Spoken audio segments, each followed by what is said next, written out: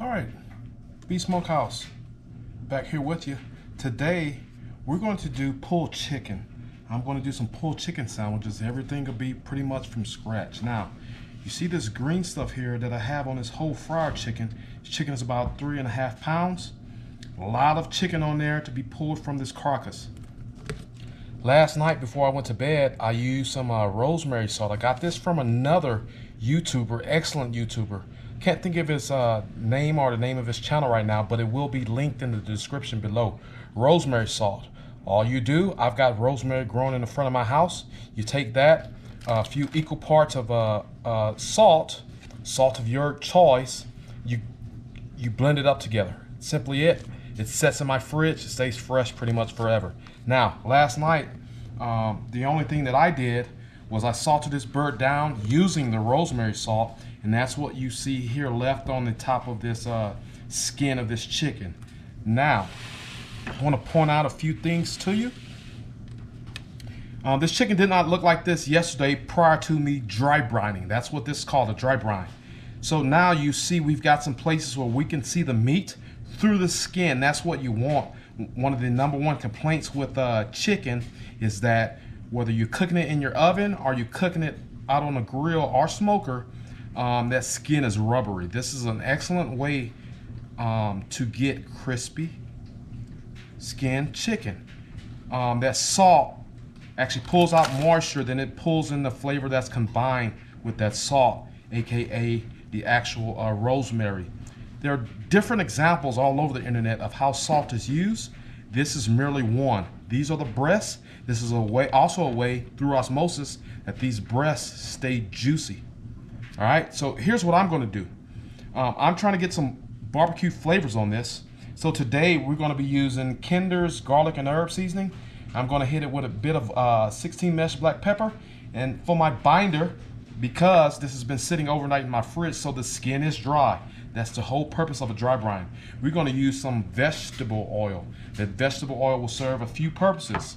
Helps again with crispy skin. Then we get those nice roasty colors on this, right? Those nice browns. So we'll start with the underside first. I have a glove on. There's a lot of juice in here, that juice that's been pulled out. I'm going to try and get that drained out. If it stays in there, that's fine too. But you want a dry bird. That's kind of the whole purpose of doing this. We're going to go down with some oil. I'm also trying out a new camera that I got for Christmas. It's my first time using it. It's one of the GoPro Hero series. I don't know how I like it so far. This is my first time really using it. But I'm going to see if it's going to, I know the clarity, the color and everything on it is going to be good. There's not a viewfinder window on it, so I don't know what's being recorded, right? It's the only worry I have. My other camera, which is a Sony, does have a viewfinder. It's still small. However, throughout the video, I can adjust to make sure that I'm getting all the necessary content, right, that you guys would want to see. Again, vegetable oil down on the skin. Not really worried about the inside of this chicken since that dry brine, through osmosis, that salt is working its way down into the meat. We're gonna keep this nice and easy. Again, you don't need the largest pit to do this. You can do it on a Weber. If you have an old smoker, you can do it. You can actually roast this chicken. It makes excellent roast chicken. All right, so now we've got that all rubbed in. I don't mind the greens from that rosemary being on here. That's fine, it's more flavor.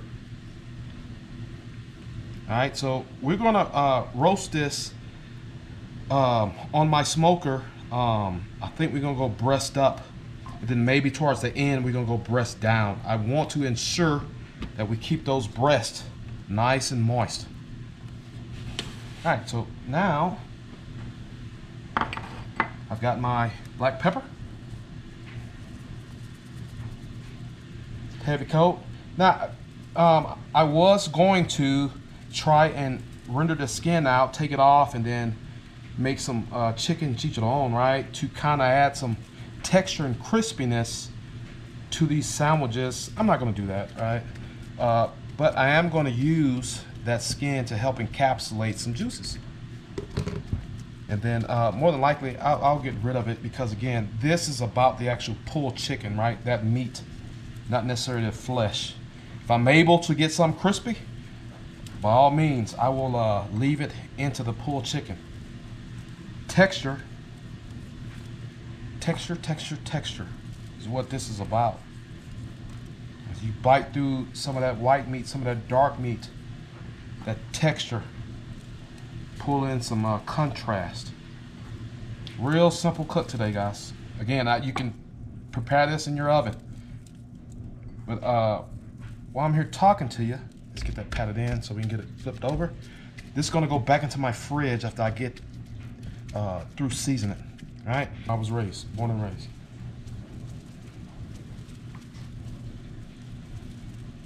Notice again, I'm not focusing too much on that cavity. I know that this brine has worked because I see moisture everywhere. The moisture that was pulled out of this skin, pulled out of the flesh, pulled out of that meat, and then it drew in flavors. Flavors from that rosemary. Now we're gonna accompany it. If you didn't know, salt is seasoning, right? Everything else is an accompaniment. Really, with just salt on its own, it would have been fine. You see a lot of Latin American countries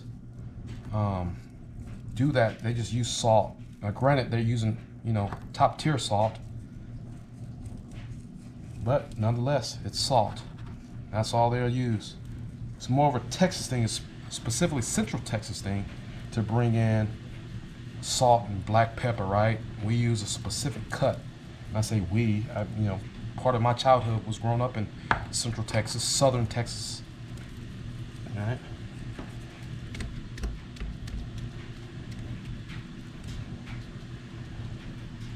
All right, I think that's gonna be it. This looks really good. I'm going to get this back into my fridge. I've got some other stuff I'm gonna prepare off camera. However, at the end of this video, you'll see everything I've done. We're gonna get a nice coleslaw made. A bit untraditional in the way I'm gonna make it because I'm making it to complement this chicken. All right, I'm also gonna make a nice barbecue sauce. I might get some of that on here, but no worry, it will still make an appearance at the end of this video. I'm gonna get this back into the fridge, let that nice chilled air hit it, continue to dry that skin out, draw out any moisture, and then I'll bring you guys back when we get moving with this cook. Stay tuned. Beast Smokehouse. All right, here's how we're looking. I've got my chicken on. I'm running the top grate today. I've got Kingsford Blue Bag, brand new bag I opened up, no wood. That's how we're rolling. Going to rely on the smoke produced from that charcoal to give me some good flavor. I've got enough flavors on this chicken. We're gonna let it do the work. I'll bring you guys back when to show you guys the next step that I'm gonna do with this chicken once it's done. All right, while that cabbage is weeping majority of that moisture out of it, we're gonna go ahead and make this the sauce for this coleslaw. So that's 1, 2 heaping tablespoons of mayonnaise. Using Hellmann's today, that's what I have. I'm gonna go in with some gochujang flakes. Not gonna use much. I got my little ones eating this. All right. These Korean chili flakes, they pack a punch. They got some heat to them. Be careful. Going in with some ground ginger. Let's call it a teaspoon. Heavy teaspoon. All right. Then we're gonna go in with a splash of apple cider vinegar. All right. And then I like to go in mine with some mustard. In this case, I'm gonna use some spicy brown mustard. All right. And then we're gonna cap it off with a bit of white sugar. Don't need much. Let's call that 2 teaspoons. All right. Now, I may not use all of this sauce. It's just really dependent on the amount of cabbage that I have, right? The amount of sandwiches I intend on making. All right. So just because I make it don't mean I'll use it. Maybe use for something else. Then we're gonna get in here and give it a strong mix. Some other things that may be nice in this sauce would be, you can use some celery salt, seasoned salt. You really want that punch of the apple cider vinegar to shine through. And then we give it a taste, because that's what we do over here. We taste it. That's pretty good. It's missing something. I think we want to get, we might hit it with just a tad bit of salt.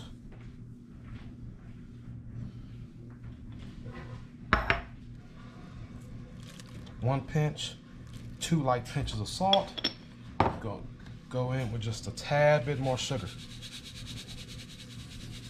All right.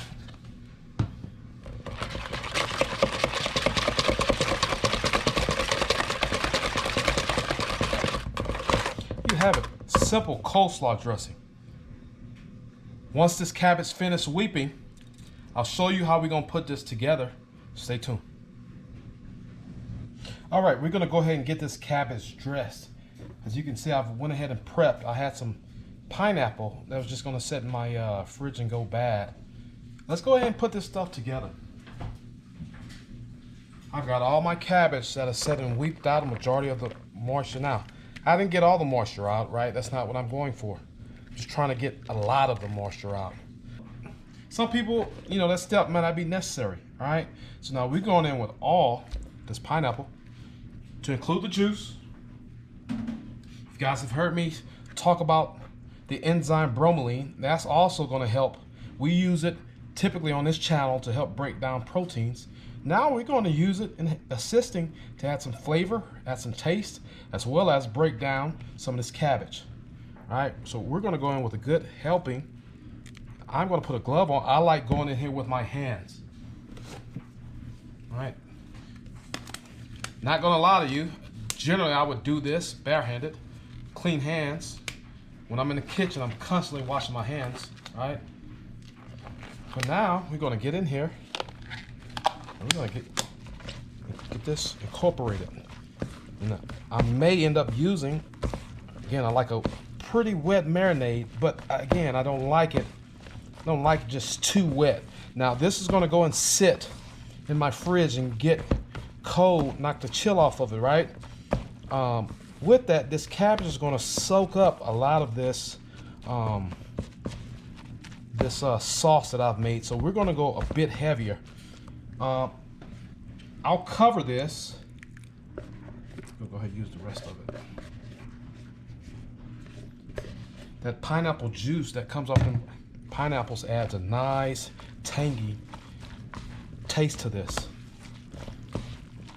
All right, I think that's gonna be about it. Can you see that? It's looking pretty good. Let's give it a taste. Let's give it a taste.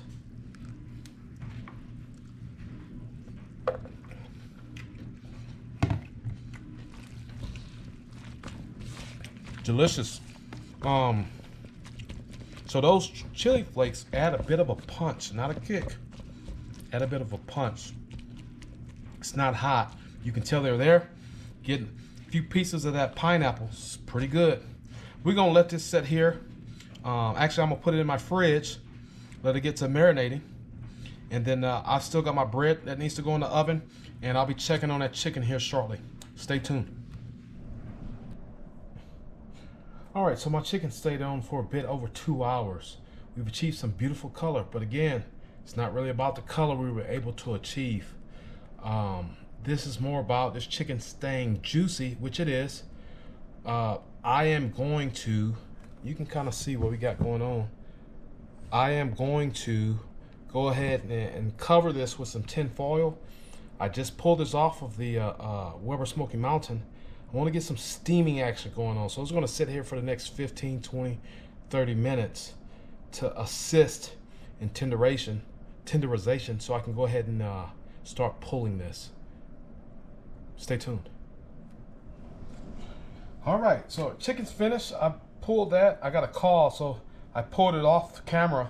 It's fine. I'll show you guys what it's looking like. Here's our homemade buns. These were finished about an hour ago. They've been sitting out at room temperature. You can see that butter. I hit them with that butter. Let's go ahead and bust it open. A lot of work, but I promise you, because of the care, love, and attention that we put into this, it's going to be quite delicious. So here, I'm going to go down the bottom bun with a bit of my barbecue sauce. I made this again off camera as well.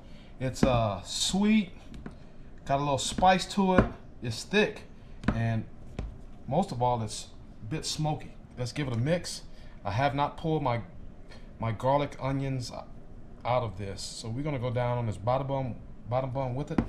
I feel like because this chicken can be bland, even if you've done all that you can to it, you need something that's gonna kind of amplify those flavors, right? Can you see that? So we got nice sauce on this sticky. And then we're also gonna hit this chicken with a little bit more sauce once we get on that bun. So I'm gonna go in, hands are clean, again, I'm using gloves. Let's see. I'm gonna get a nice handful.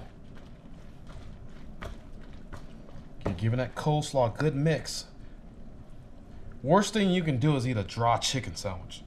That's what I'm trying to prevent here. So we're gonna go down with a nice big heaping serving of that coleslaw. From that rosemary salt to everything else, and then we're gonna go down on it. Still moist, still juicy, still sucking. And now here's where this would have been set off, but again, I felt like it would have added more time to an already longer cook. That chicken skin, I could have took it out, scraped the fat off of it, and then got it over some heat, crisp it up for a bit of a chicken crackling, if you will. Now I'm going to top this off with some of this excellent barbecue sauce. I didn't record this. I've got, I believe, several videos with 8 barbecue sauce, not the same one as this, but this had a little bit of apple cider in it, apple cider vinegar. I had some cherry wine vinegar. I had some brown sugar and ketchup in this. It's a little salt, a little pepper. It's going to absolutely amplify the flavors of this chicken.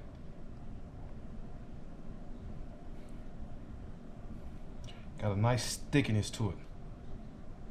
All right, that's gonna be that. I'm gonna get back with you guys. I'm going to go ahead and cap this up. I've got some foil wrappers here that I'm gonna put this in. And then let me get my pictures. I'll bring you guys back for a taste test. Stay tuned. All right, here's the finished product. Again, this is a pulled chicken sandwich. I made the chicken out of a whole fried chicken. The barbecue sauce is made by myself. And then of course, I made that pineapple-based coleslaw. All right, I got a few little chips here. Took my pictures to set this video up. Let's talk about it. Again, we took a whole fried chicken that we dry brine using that fresh, fragrant rosemary salt. That salt penetrated using osmosis, went through the skin to the bone of the chicken. That's the way osmosis works. And maybe I'll do another video on salt and the different types of salts used here in the near future. I made my own buns out of this. I did not capture this on camera because I have other videos capturing me making my own buns. This bun is a mixture of brioche and Haikido Japanese milk bread. Really soft to the touch. It's got a nice hard, buttered outside crumb.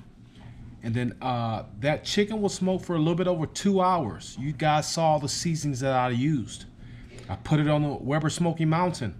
Again, a bit over 2 hours.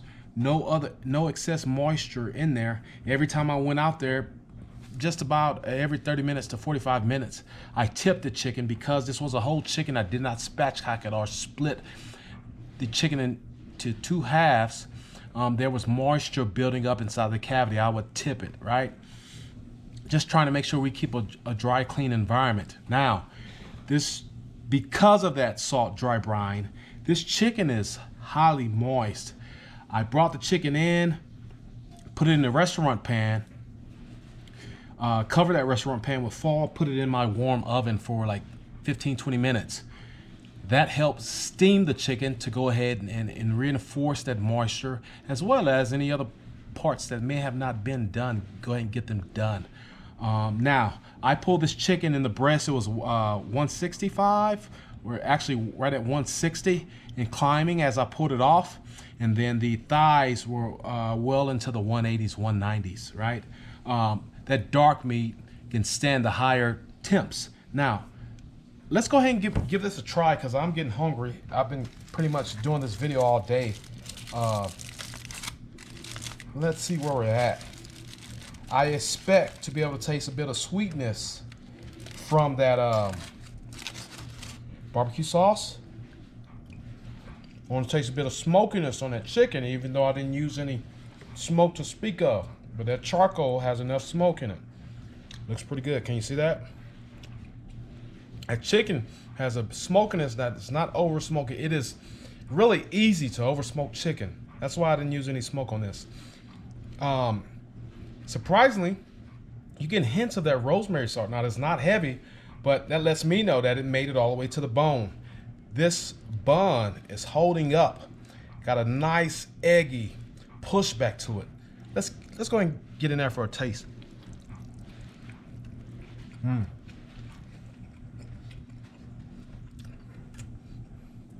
Pretty good.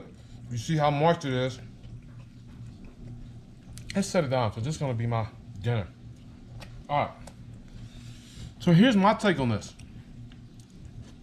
That chicken is excellent. Cooked to the point where it still contains moisture. You can push chicken pretty far. If you do it too far, it will dry out on you. This is breast meat and dark meat. I'm getting one solid note. We got a bit of texture in there. I took off most of the skin and I got rid of that because again, and some of it was pretty crispy, crunchy, but simply because I got juices coming from the coleslaw, juices coming from the chicken. It wouldn't have stayed that way. Got a nice eggy, plump bread. I love this recipe. This is typically the only recipe that I do. That coleslaw, you get the bite from that pineapple. You get that mayo kind of mellowing everything out. It's not overly spicy. There's a bit of background heat, background spice, but it doesn't last long. Excellent. My kids have already ate their sandwiches. Typically, you want to know the truth, usually you get it from the kids. Their plates were wiped clean, sandwiches gone, demolished. No chips needed. I prefer chips with mine, so here's how I'm going to eat mine. If you've made it this far in this video and you haven't done so thus far, please like, share, comment, and subscribe.